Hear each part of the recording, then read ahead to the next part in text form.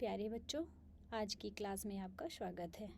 आज हम class 10th के इतिहास का चैप्टर 5 प्रिंट संस्कृत एवं आधुनिक दुनिया का अध्ययन करेंगे। सबसे पहले मुद्रण की तकनीक कहाँ आई? मुद्रण आप अपने आसपास चारों तरफ कई प्रिंट, पुस्तकें, पिक्चर्स सब कुछ देखते रहते हैं। आपको लगता होगा कि आखिर ये आया कब शुरुआत हुई इसकी, ये जिज्ञासा आपके मन में है, बनी रहती होगी।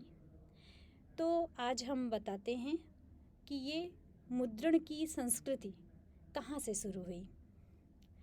सबसे पहले मुद्रण की तकनीक चीन से शुरू हुई। चीन के बाद ये जापान, कोरिया और इसके साथ साथ विश्व के कई देशों में फैल गई। 549 ईस्वी में चीन में स्याही लगी तख्ती पर कागज को रगड़कर किताबें छापी जाती थीं। पारंपरिक चीनी किताब एकार्डियन शैली के किनारों को मोड़कर बनाई जाती थी। बहुत लंबे समय तक चीन मुद्रित सामग्री का सबसे बड़ा राजतंत्र बना रहा।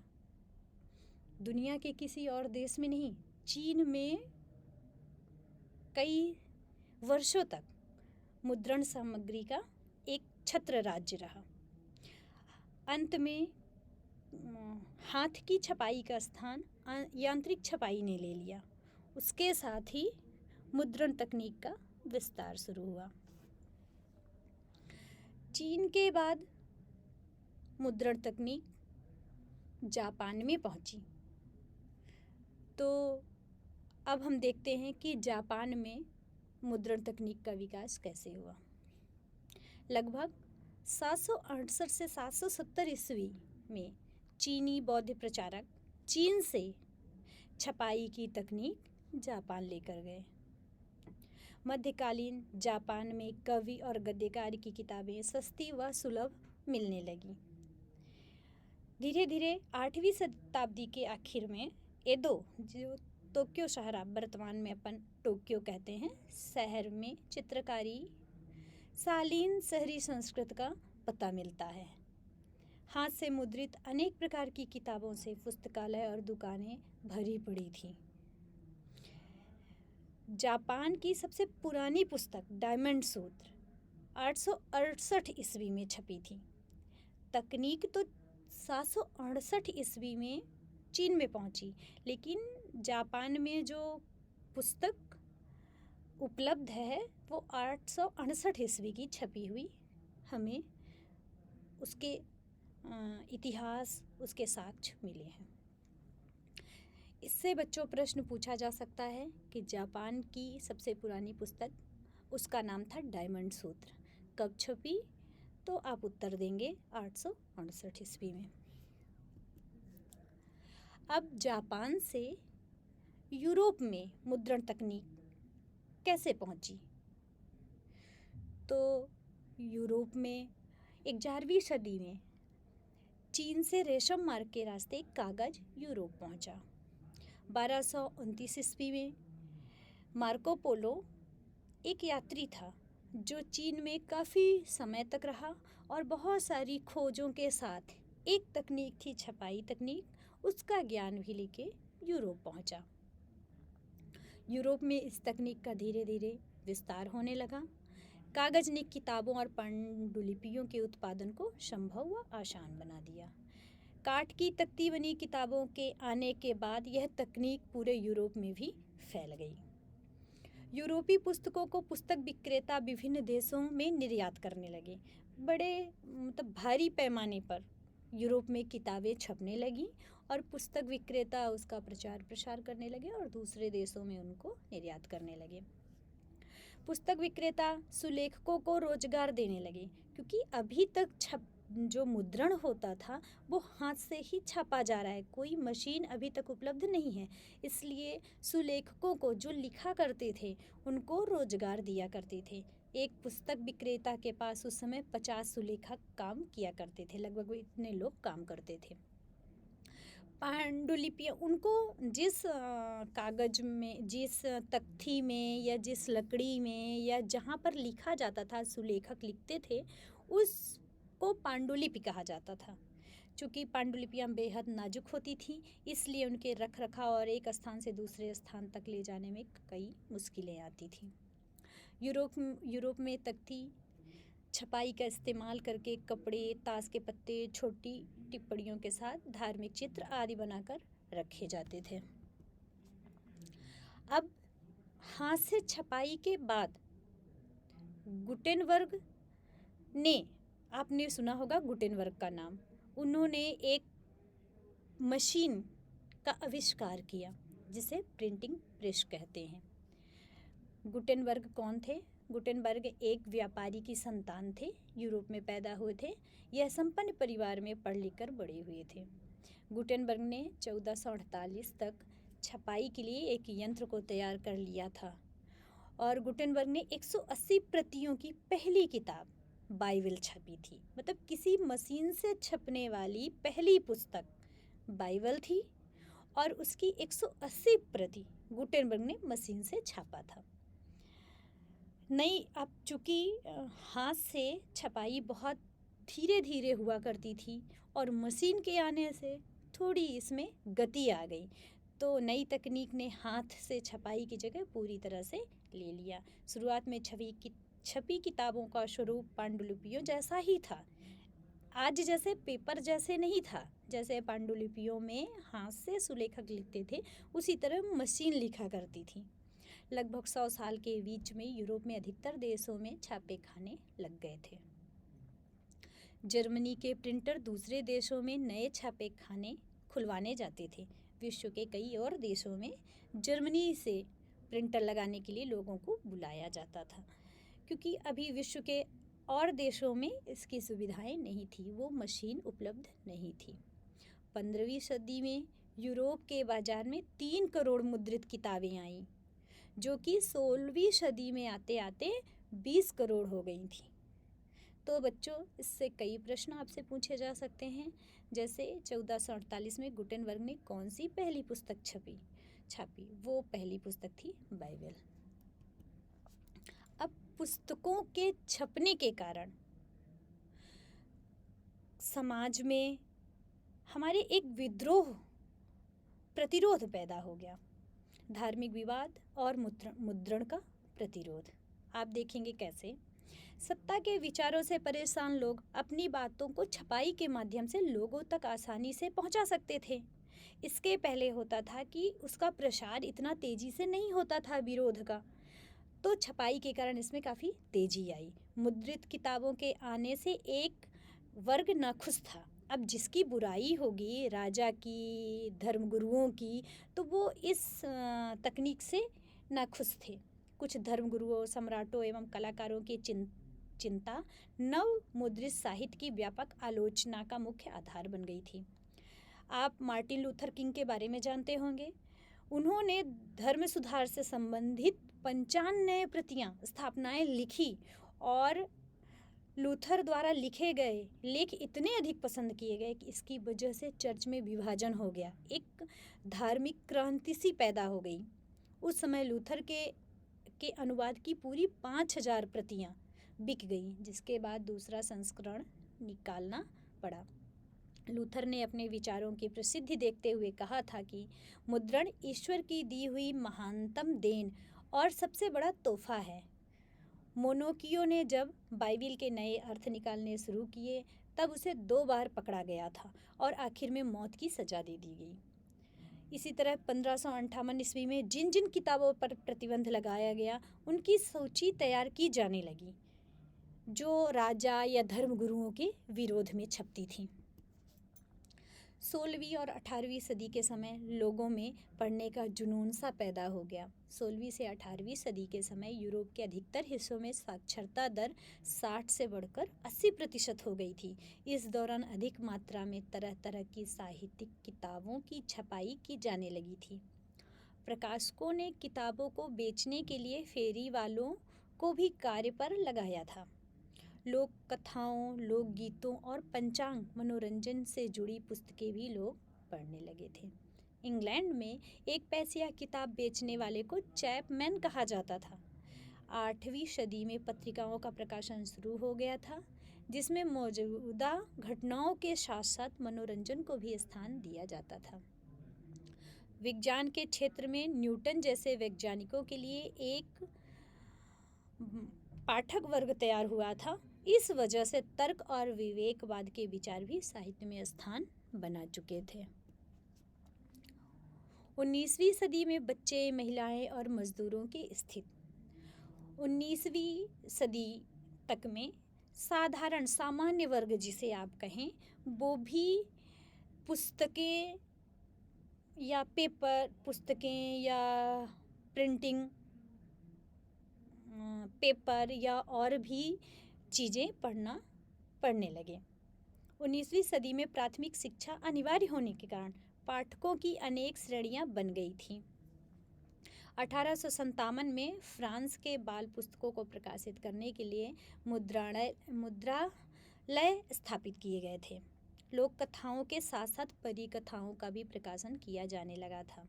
महिलाएं पाठिकाओं के साथ साथ लेखिकाओं के रूप में भी अहम भूमिका निभाने लगीं। 19वीं सदी में छपी उपन्यासकारों को पढ़ने वाली महिलाओं की संख्या अधिक थी। 19वीं सदी में किराए पर किताब देने वाले पुस्तकालयों का निर्माण मजदूरों व निम्न वर्ग के लोगों को शिक्षित करने के लिए किया गया। मजदूरों व निम्न वर्ग के पाठकों ने भी बड़ी संख्या में राजनीतिक परिचय एवं आत्मकथाएं लिखी थी। 1920 के दशक में लोकप्रिय किताबों को सस्ते दामों पर बेचा गया। 1930 में आर्थिक मंदी आने से प्रकाशकों को किताबों की बिक्री कम होने का डर सताने लगा था।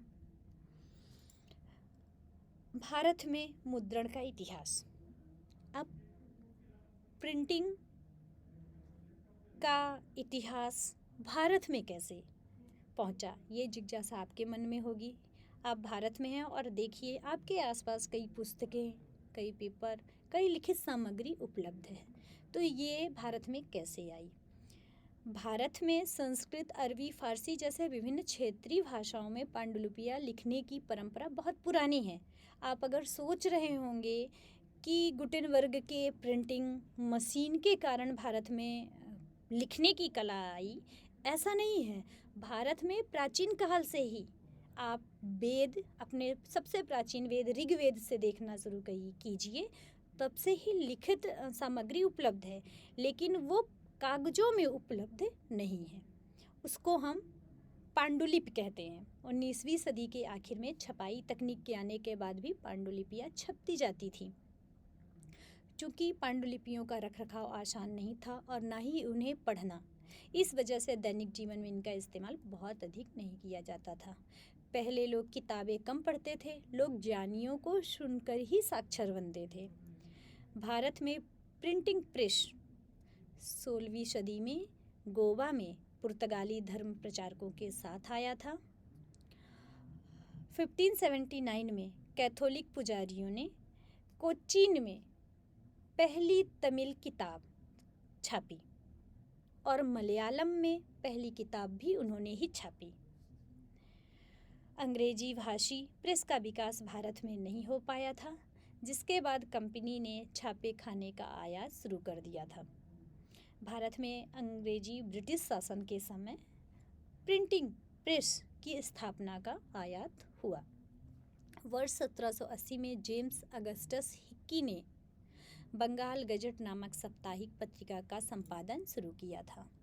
बाद में हिंदुस्तानियों ने भी अखबारों को छापना शुरू कर दिया था। इस श्रेणी में सबसे पहले बाल भट्टाचार्य द्वारा प्रकाशित बंगाल गजट को शामिल किया जाता है। भारत में प्रेस का जनक किसे कहा जाता है? भारत में प्रेस का जनक राजा राम मोहन राय। भारत में प्रेस का जनक, आप प्रश्न समझिएगा, भारत में प्रेस का जनक हिक्की को कहा जाता है, जेम्स अगस्टस हिक्की को। लेकिन भारती कौन थे, ये एक अलग प्रश्न बनता है। 19वीं सदी में धार्मिक सुधार एवं सार्वजनिक बहसें। अब प्रिंटिंग प्रेस की इतनी विस्तार के बाद इससे क्या सुधार हुआ, हमारे समाज में क्या जागृत फैली, या इसका क्या लाभ हुआ, प्रत्यक्ष लाभ आपको दिख रहा है, ये आप इस स्लाइड में देखते हैं। 19वीं सदी की शुरुआत में विभिन्न समूह अपने अनुसार धर्म की अलग अलग व्याख्याएं पेश करते थे। धर्म सुधारकों तथा हिंदू रूढ़वादियों के बीच एकेश्वरवाद, मूर्ति पूजा जैसे विषयों पर बहस ज़्यादा होती थी। वर्ष 1821 में राजा राम मोहन राय ने संवाद कौमुदी का प्रकाशन शुरू किया था। उस दौरान उलमाओं को मुस्लिमों के पतन का डर सता रहा था और उलमाओं के डर को दूर करने के लिए इस्लामी सिद्धांतों के महत्व को समझने के लिए हजारों फतवे जारी किए गए थे। छपाई के आने से हिंदुओं को अपने धर्म के बारे में स्थानीय भाषाओं में जानने का अवसर प्राप्त हुआ। वर्ष 1810 में कलकत्ता में रामचरितमानस का पहला संस्करण प्रकाशित हुआ था। धार्मिक पुस्तकें बड़ी संख्या में जनता तक पहुंचने लगी थीं। प्रिंट ने विभिन्न हिस्सों तथा समुदायों को भारत से जोड़ा था।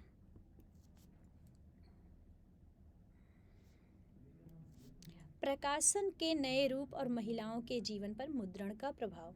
प्रिंटिंग प्रेस के आने से महिलाओं के जीवन में क्या प्रभाव पड़ा, देखते हैं। यूरोप में शुरू हुई उपन्यास विधा ने लोगों को भोगे हुए जीवन को पढ़ने का अवसर प्रदान किया।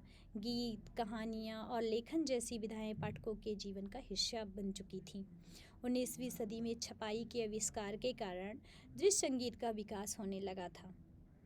चित्रकार राजा रवि वर्मा द्वारा आम जनता के लिए तस्वीरें बनाई गई थीं। गरीब लोग सस्ती तस्वीरों को खरीदकर अपने घरों में सजाते थे। तस्वीरों को आधुनिकता के साथ साथ परंपरा के विभिन्न क्षेत्रों से जोड़कर बनाया जाता था। 1880 के दशक में पत्र पत्रिकाओं में कैरिकेचर और कार्टून छपने लगे थे। अब महिलाओं की जिंदगी के बारे में बड़ी सटीकता एवं गहराई से लिखा जाने लगा था। एक तरफ रूढ़िवादी हिंदू परिवार का मानना था कि पढ़ी लिखी महिलाएं विधवा हो जाती हैं, वहीं दूसरी तरफ मुसलमानों का मानना था कि उर्दू की रूमानी कहानियाँ पढ़कर महिलाएं बिगड़ जाएंगी। औरतों की पढ़ाई पर प्रतिबंध लगाने की कोशिश की गई, लेकिन बहुत सी महिलाओं ने इसका विरोध किया था। रूढ़वादी परिवार में ब्याही गई रससुंदरी देवी ने रसोई में छुपकर पढ़ना सीखा और बाद में उन्होंने आमार जीवन नाम की आत्मकथा भी लिखी थी। वर्ष 1876 में आमार जीवन नामक आत्मकथा बंगाली भाषा में प्रकाशित आत्मकथा थी। 1860 के दशक में कैलाशवासिनी जैसे महिलाओं ने स्त्रियों के जीवन में अनुभव को लिखना शुरू किया था। इस समय गंभीर हिंदी का एक हिस्सा नारी शिक्षण को समर्पित हो गया था। महिलाओं ने फुर्सत में फेरी वालों से अपने पसंद की किताबें लेकर पढ़ना शुरू कर दिया था। 19वीं सदी में प्रिंट एवं गरीब जनता। 19वीं सदी में मद्रास के शहरों में काफ़ी सस्ते दामों पर किताबें बिकने लगी थीं, जिसे गरीब लोग भी आसानी से खरीदकर पढ़ने लगे थे। ज्योतिबा फुले ने अपनी पुस्तक गुलामगिरी में जाति प्रथा के अत्याचारों का वर्णन किया था। बंगाल के सूती मिल में काम करने वाले मजदूरों ने स्वयं को शिक्षित करने के उद्देश्य से पुस्तकालय का निर्माण करवाया था, जिसकी प्रेरणा उन्हें बम्बई के मिल मजदूरों से मिली थी। सभ्यता के साक्षरता के माध्यम से मजदूरों ने नशाखोरी को समाप्त करना और राष्ट्र के प्रति प्रेम को बढ़ावा देना, ये कई तरह के समाज सुधारक के विचार फैलने लगे। प्रिंट पर पाबंदी। प्रिंट के बढ़ते हुए विस्तार के कारण सबसे ज़्यादा अगर दिक्कत होती थी या विरोध होता था तो वो शासक के द्वारा होता था। हमारे भारत में उस समय ब्रिटिशों का राज था, तो प्रेस में निकलने वाले विचारात्मक कथाएं, पुस्तकों के माध्यम से लोगों के विचार बदलने लगे थे, जागृत फैलने लगी थी। तो इसको रोकने के लिए या इस पर कई पाबंदियां लगाई गईं। 1820 के दशक में कलकत्ता सर्वोच्च न्यायालय ने प्रेस को नियंत्रित करने हेतु कुछ मुख्य कानून पास किए थे। 1857 की विद्रोह से परेशान होकर क्रोधित अंग्रेजों ने प्रेस पर पाबंदी लगाने की मांग शुरू कर दी थी। वर्ष 1878 में वर्नाकुलर प्रेस एक्ट लागू किया गया था। बागी विद्रोही खबरें छपने वाले अखबार को पहले सरकारी चेतावनी दी जाती थी और जब चेतावनी को अनसुना किया जाता था तब अखबार को बंद करवा दिया जाता था या मशीनें छीन ली जाती थी। जब वर्ष 1907 में पंजाब के क्रांतिकारियों को काला पानी भेजा गया, उस दौरान बाल गंगाधर तिलक ने अपने मराठी समाचार पत्र केसरी में उसका वर्णन किया था। इन सब जागृति के कारण, इन सब लेख के कारण कई तरह के प्रतिबंधों को लगाना शुरू किया। उक्त घटना के बाद बाल गंगाधर तिलक को गिरफ्तार कर लिया गया। इस तरह से बच्चों, प्रिंटिंग प्रेस के कारण धीरे धीरे पूरे समाज में जागृति फैली। नमस्कार।